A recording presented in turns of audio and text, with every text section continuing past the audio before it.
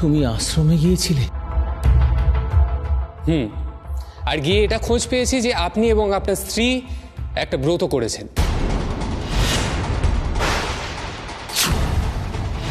ও তাই ওরা লুকিয়ে পুজোর কাজ করতো?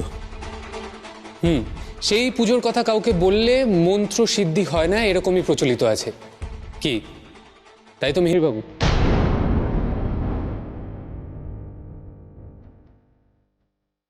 এই বাড়ি, এই বংশ আমাদের বহুকালের অন্নদাতা। আমরাও কয়েক পুরুষ ধরে এই বাড়িতেই বসবাস করে আসছি। কর্তা বাবা কোনোদিনও আমাদের কর্মচারীর চোখে দেখেননি। বুলবুলিকে নিজের নাতনির মতো ভালোবাসতেন, বীণাকে বৌমা বলে ডাকতেন। ওনার চলে যাওয়ার পর বীণা খুব ভেঙে পড়ে। তার উপরে আবার ভূতের উপদ্রব শুরু হওয়ায় আমি আর বীণা শম্ভু মহারাজের আশ্রমে যাই ভূত তাড়ানোর সিদ্ধি মন্ত্র নিয়ে আসতে। আমরা লুকিয়ে লুকিয়ে ঠাকুর ঘরে স্টোর রুমে পুজো দিতাম।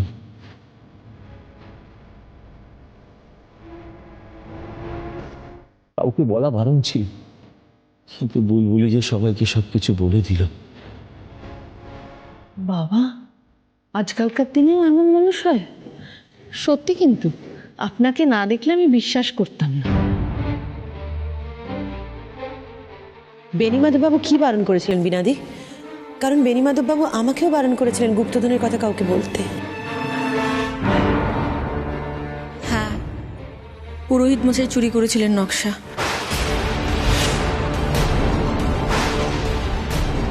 সবই যখন জানাজানি হয়ে গেল তখন আর আমার বলতে কোনো বাধা নেই। এই বাক্সটা বড় কর্তা বাবা কালীকিঙ্কর বাবু রেখে গিয়েছিলেন। পরে কর্তা বাবা বেণীমাধব বাবু সেটা পান। এই বাক্সর মধ্যে একটা গুপ্তধনের নকশা ছিল, যেটা কর্তা বাবা পাঠোদ্ধার করতে পারেননি। তাই হয়তো তিনি তার অভিন্ন হৃদয় বন্ধু কেষ্টর বাবা নিতাই বাবু ওনাকে দেখিয়েছিলেন, যিনি প্রত্যেকদিন বিকেলবেলায় এখানে দাবা খেলতে আসতেন।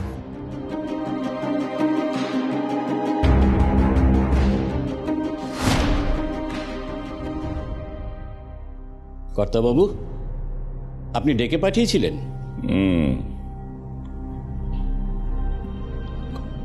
নিতাই, তোমাকেই একমাত্র এসব কথা বলা যায়। তা বলো ভাই, দাবায় হেরে যাবার আগে বলবো না পরে বলবো? সে আপনি আগেই বলুন না কর্তাবাবু। আমি তোমাকে একটা জিনিস দেখাবো, কিন্তু সেটা অত্যন্ত গোপনীয়। কি কর্তাবাবু? কর্তাবাবু, আপনার চা। হ্যাঁ,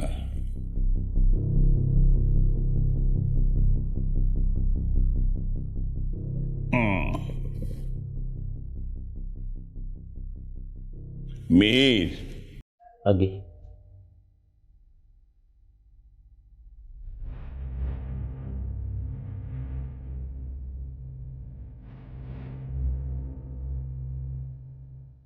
কর্তা বাবা, হ্যাঁ দাও।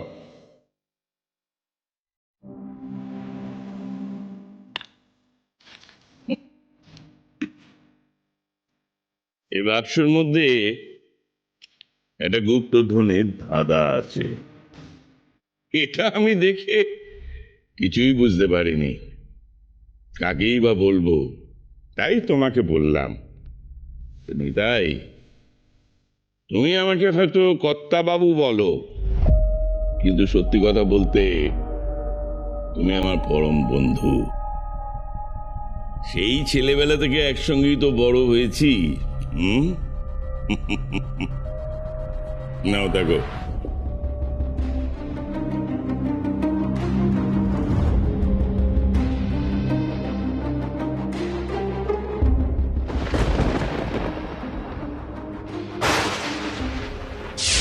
নকশাটা দুটো ভাগে ছিল। কিছুদিন পর কর্তা বাবা দেখেন যে একটা ভাগ ওই বাক্সের মধ্যে নেই। যেহেতু এই নকশার ব্যাপারে উনি কাউকে কিছু বলেননি, শুধু নিতাইবাবুকে এই ব্যাপারটা জানিয়েছিলেন, তাই কর্তা বাবার সন্দেহ গিয়ে পড়ে নিতাইবাবুর ওপরে। অভিন্ন হৃদয় বন্ধুর এই কাজে কর্তা বাবা বড় কষ্ট পেয়েছিলেন।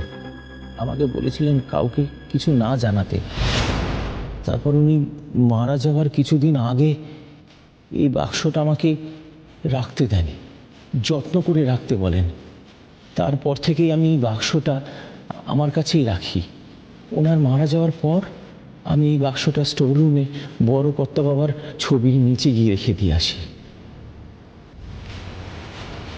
আর তারপরেই ভূতের উপদ্রব শুরু হয়, মানে মানুষরূপী ভূত, তাই তো? সত্যি কথা বলতে কি, আমরাও প্রথমে ভূতের উপদ্রবই ভেবেছিলাম। সর্বদা আতঙ্কগ্রস্ত হয়ে থাকতাম। একটা আওয়াজ হলেই ছুটে গিয়ে স্টোররুমে দেখতাম বাক্সটা ঠিক আছে কিনা। পরে যখন বুঝতে পারলাম যে এটা মানুষরূপী ভূতও হতে পারে, তখন বাক্সটা স্টোররুম থেকে নিজের কাছে এনে রাখলাম। তোমরা বিশ্বাস করো, আমি আমি আমার মেয়ের মাথায় হাত দিয়ে বলছি, ওই বাক্সে কি আছে আমি কোনোদিনও খুলেও দেখিনি। আপনাকে বিশ্বাস করি মিহিরবাবু। সঞ্জয় কাকু, বলেছিলাম না মিহিরবাবুকে বিশ্বাস করে আপনি ভুল করেননি। তুমি আমাদের পরিবারের জন্য যা করেছো মিহির, সেটা আমিও করতে পারতাম না। আপনার নুন খেয়েছি, এটা তো আমার এরপরের কথা আমি বলি। বেণীমাধব বাবু তার নকশার ছড়াটা শিখিয়ে গেছিলেন বুলবুলিকে আর অন্যান্য ছড়ার সঙ্গে। আর বেণীমাধব বাবুর যে নাতি নাতনি না থাকার অভাবটা পূরণ করেছিল বুলবুলি।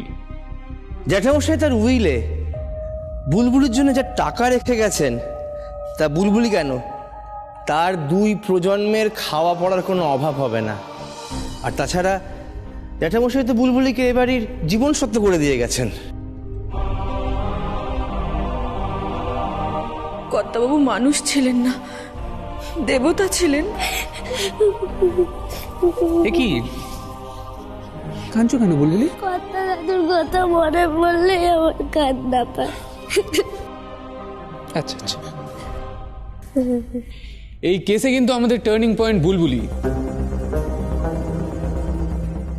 বুলবুলি মাঝে মাঝেই ছড়াটা ওঠায়, এবং সেদিন যখন কেষ্টদা আমাদের এখানে এসে গুপ্তধনের ব্যাপারে অভিশাপের কথাটা বলল, তখন বুলবুলির ছড়াটা আমাদের কাছে একটা নতুন মানে এনে দেয়। ভক্ত বাবু কালী করেন কালী কালী, কালী আছেন যেথায়, গুপ্ত আছে সেথায়, ভক্তি মনে যার রন্ধভাগ্য তার।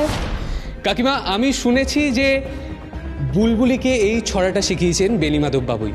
আমি স্ট্রেট চলে যাই কেষ্টদার কাছে, এবং কেষ্টদার কাছে গিয়ে কেষ্টদাকে বুঝিয়ে কেষ্টদাকে এই বাড়িতে আনি এবং পাই এইটা। কাকু, কেষ্টদা মনে করেন যে তার বাবার ওপর অভিশাপ, আর চুরির অপরাধে নিতাইবাবু নিজেকেই শেষ করে ফেলেন। আর তার কিছুদিন পরেই বেণীমাধব বাবু মারা যান। তার মুখ ছিল না যে নিজে ফেরত দেবে। কিন্তু পুরোহিত মশাইয়ের সম্পর্কে আমরা এমন কোনোদিন কিছু শুনিনি।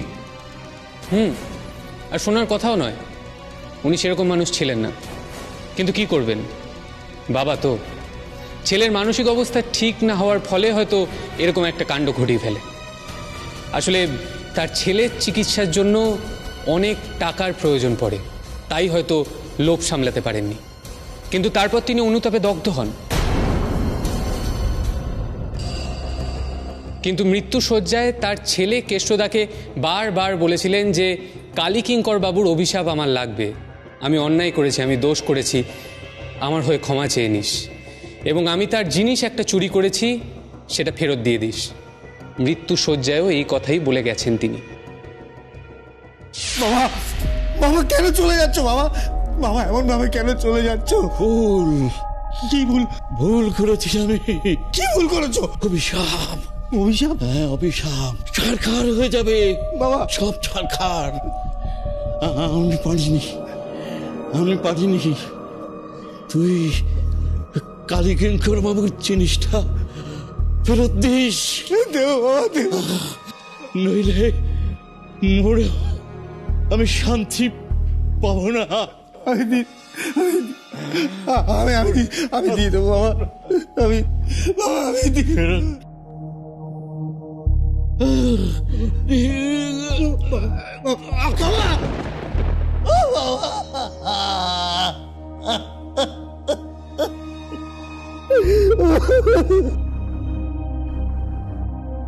তাই তার বাবার মৃত্যুর পর কেষ্টদা অপেক্ষা করেন কবে কালীকিঙ্কর বাবুর সঙ্গে দেখা হবে, এবং সেই দেখা হবার ফলে আজ তিনি এই নকশাটা ফেরত দিয়ে দেন। সত্যি আমি ভাবতে পারছি না, মাত্র এই কদিনে তোমরা 100 বছরের পুরনো একটা ইতিহাসের এরকমভাবে সমাধান করে ফেললে। বাবলু, আমি এখন দেখতে চাইবো না নকশাটা, তোমাদের কাজটা হয়ে যাক, তারপর ওই নকশাটার একটা ছবি তুলে নেবো, কেমন? এমন জিনিস তো সচরাচর দেখাই যায় না। নিশ্চয়ই মধুমিতাদি, আমাদের কাজে আপনার সাহায্য লাগবে, কিন্তু তার আগে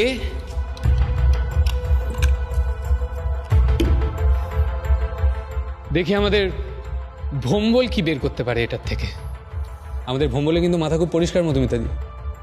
কি ঠাকুরপো, ধন্যী আমাদের ছেলে মেয়েরা, তাই না? হ্যাঁ বৌঠান, আমি তাহলে একেবারে ঠিক জায়গায় গেছি, তাই তো? আরে ঠিক জায়গা বলে ঠিক জায়গা, হ্যাঁ আমি জানতাম এই কেসের সমাধান একমাত্র ওরাই করতে পারতো। আমি বাজি রেখে বলতে পারি। হ্যাঁ কি বাজি রেখে বলতে পারি? আরে ভূতের ভয় সারাক্ষণ ঘরের মধ্যে চিবিয়ে যায়, ও নাকি বাজি রাখবে? আরে ভূতটা দেখো তুমি। ভোম্বল, তুমি তাহলে 2-1 দিনের মধ্যে পারবে তো নকশাটা সমাধান করতে? হ্যাঁ, এমনিতে তো আমার 1-2 দিনের মধ্যে সব কাজ হয়ে যায়, কিন্তু কাজটা হয়ে গেলে তো এখান থেকে তাড়াতাড়ি চলে যেতে হবে। আর এখানের পুকুরের মাছ, একটু কচি পাঁঠার মাংস, এসব কথা ভেবেই ভাবছি যে সেটা একটু বাড়িয়ে 2-3 দিন করে দেবো আর কি।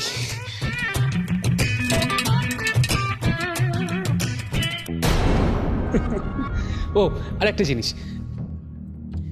এখানে লাল শালুতে মোড়া একটা প্রাচীন পুঁথি আছে, এইটা, তাই এটা নিশ্চয়ই একটা অমূল্য সম্পদ। তা যদি সঞ্জয় কাকু আর মিহির বাবুর অনুমতি থাকে, এটা আজকে আমি রাখতে চাই আমার কাছে। নিশ্চয়ই, আরে রাখো রাখো, এটা তোমার কাছেই রাখো, কারণ এই জিনিসটা একমাত্র তোমার হাতে মানায়। আরে পিয়ালি কাকিমা,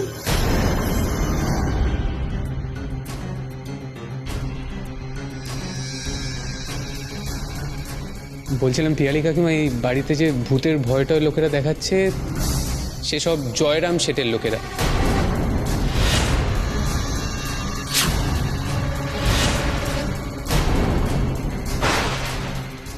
যাতে আপনারা তাড়াতাড়ি এই বাড়ি খালি করে বিক্রি করে চলে যান, এবং 10 কোটি টাকার বিনিময়ে জয়রামবাবু একটা অমূল্য সম্পদের হদিশ পান।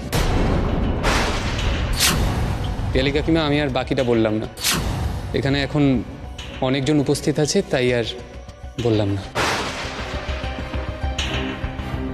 আমি তাহলে এখন নিজের ঘরে যাই। All the best to Pandava গোয়েন্দা।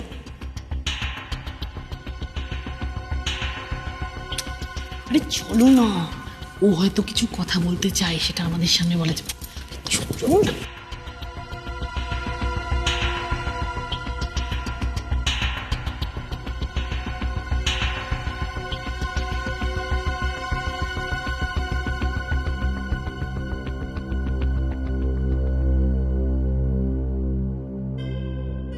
আমরাও তাহলে যাই। হ্যাঁ না কাকিমা, কথা আপনার সঙ্গেই। পিয়ালি কাকিমা, আপনার আর সঞ্জয় কাকুর কথা কাটাকাটি হচ্ছিল, সেটা আমি জানতে পারি ভোম্বল আর বাচ্চুর কাছ থেকে। আর আপনি যে রাতের অন্ধকারে পুজোর নাম করে এই বাড়ি থেকে বেরিয়ে গেলেন, তার প্রমাণ আমরা আগেই পেয়েছি। আপনি যদিও বলে গেছিলেন আপনি পুজো দিতে যাচ্ছেন, কিন্তু বিভিন্ন জায়গায় খোঁজ খবর করে এক রিক্সাওয়ালা কাকুর কাছ থেকে আমরা জানতে পারি যে আপনি জয়রাম শেঠের অফিসে গেছিলেন। রিক্সাওয়ালা কাকু আমাদের সব কিছু বলে দেয়, আমাদের বিশ্বাস করে যে আমরা এই বাড়ির, এই পরিবারের সদস্য। বীণা দেবী যদিও আপনাকে প্রচণ্ডভাবে সাহায্য করেছেন, কিন্তু আপনার আসল উদ্দেশ্য জানা থাকলে কিন্তু বীণা দেবী আপনাকে সাহায্য করতেন না, তাই না? তাহলে আমি কি করতাম তোমরাই একবার বলো। সঞ্জয়ের চাকরিটা চলে গেছে।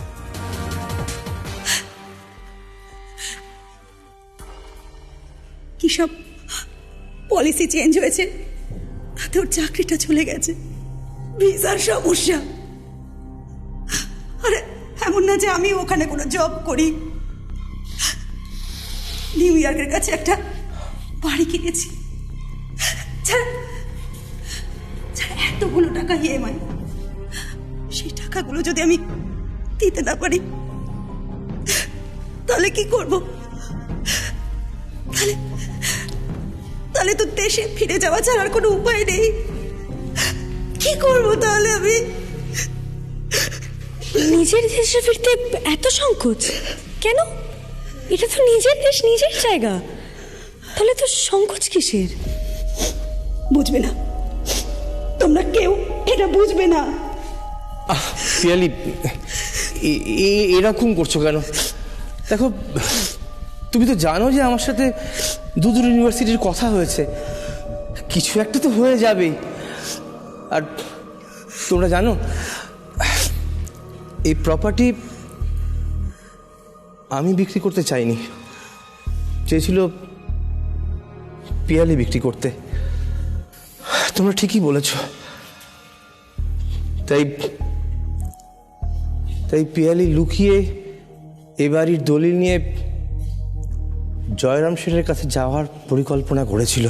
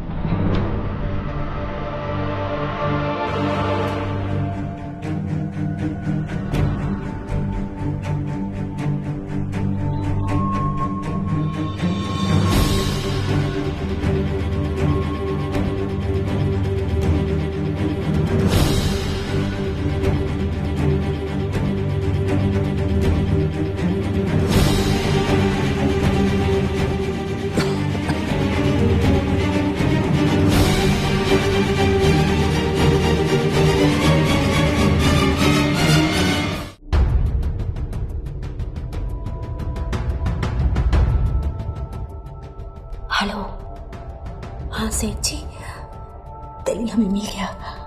हाँ, मैं अभी आ रही हूँ, अभी। পিয়ালি, পিয়ালি, তুমি কি করছিলে? এই দলিল নিয়ে জয়রাম শেঠের কাছে যাচ্ছিলে?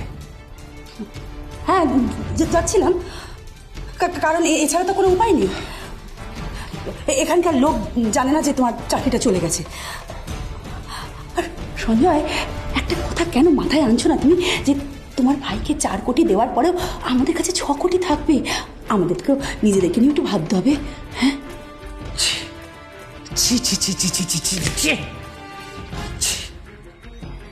তুমি আমার স্ত্রী হয়ে গোপনে প্রমোটারের কাছে যাচ্ছিলে? তুমি ছ্যা করছো? হ্যাঁ, একবার ভেবেছো যে এরপর আমরা কোথায় গিয়ে দাঁড়াবো? শোনো শোনো শোনো, প্রয়োজনে আমরা রাস্তায় গিয়ে দাঁড়াবো, যেখানে খুশি সেখানে দাঁড়াবো। দরকার হলে যা আছে তাই বেচে দেবো। যদি দরকার হয় না, তুমি তোমার নিজের গয়না বেচে দাও। হ্যাঁ, কিন্তু আমি এই দলিলে কাউকে হাত দিতে দেব না। আর পিয়ালি, একটা কথা খুব মন দিয়ে শুনে নাও, আমি আমার প্রাণ থাকতে এই বাড়ি বেচবো না। তাতে যদি আমাদের না খেতে পেয়ে মরতে হয় তাও করব, কিন্তু এই বাড়ি আমি বেচবো না।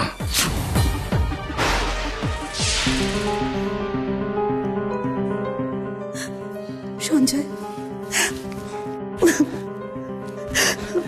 আরে আরে ইটস ওকে পিয়ালি, দেখো দেখো দেখো, শোনো, যদি কোনো গুপ্তধন পাওয়া যায় তাহলে সেটা তো সরকার পাবে, আমরা তো কেউ পাবো না। আর তাছাড়া তোমার হাজবেন্ড এতটা অপদার্থ নয় যে একেবারে দেউলিয়া হয়ে যাবে। হ্যাঁ, বিশ্বাস রাখো আমার উপরে। ওখানে যদি একটা বাড়ি যায় তাহলে আরেকটা বাড়ি কিনবো, কিন্তু এই বাড়ি চলে গেলে তা আর ফিরে আসবে না।